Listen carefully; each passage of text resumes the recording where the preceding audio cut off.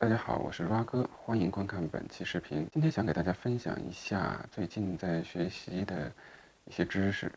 那么最近呢，学习了一些财务上的知识，这方面的知识可以称作这个财商吧。为什么我开始关注这个问题呢？因为我觉得财商这门课可能是人生的必修课之一。回顾一下我自己的个人的经历，我觉得我从前好像是一个财商为零的一个人。曾经的我是一个文艺青年，对这些挣钱的理论，包括这些知识，都是嗤之以鼻的。毕业之后呢，在社会上遭受毒打之后，发现这个金钱的议题确实是很严重，就挣多少花多少。别说是搞艺术了，现在就是先要解决这个生存的问题。所以呢，慢慢的呢，开始接触到这个财务方面的知识。今天想跟大家讨论的一个话题就是呢，获得财富的几种方式。关于获得财富的几种方式呢，有人已经做过一些总结。广为人知的一种分类方法呢，就是罗伯特清崎在他的《穷爸爸富爸爸》这本书里边进行的一个分类。他就把这个获得财富的几种方式分成了就是4大类，用一个坐标系分成了4个象限。我们来看一下这张图，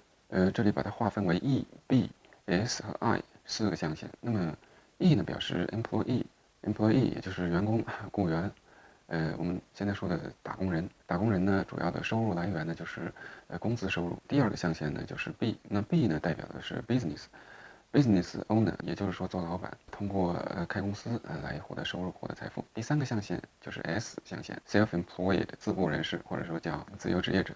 第4个象限呢是 I investor， 就是投资者，他们是通过投资来获取财富的。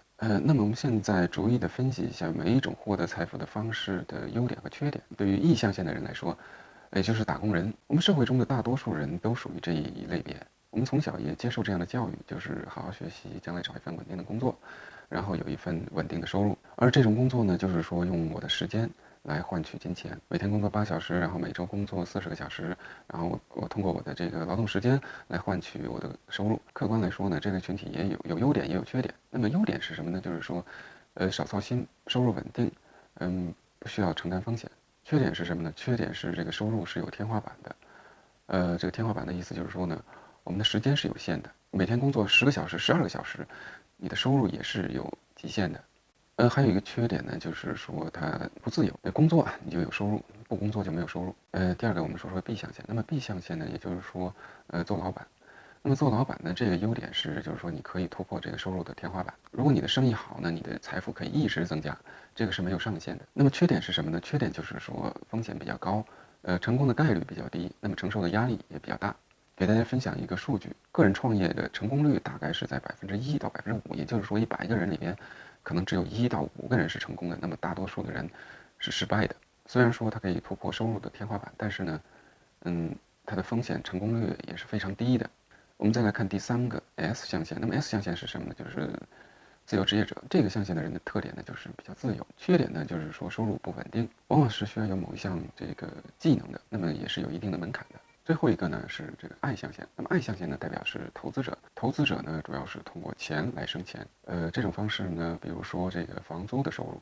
比如说买入股票或者基金，最后所获得的收入，这一类收入呢，它的优点就是说，它也可以突破这个收入的天花板，同时呢，它是属于这个被动收入，不需要花太多的精力。缺点呢，就是说它有一定的就是资金门槛，投资呢，它肯定是要有一定的本金本钱，那么同样呢，还有一个缺点呢，就是它的风险比较高。那么总结一下呢，就是说左边的2个象限，E 和这个 S 象限呢，不管你是自雇还是打工人，那么你的收入呢，主要是靠这个时间去换取这个收入。还有一个共同的特点呢，就是说天花板比较低。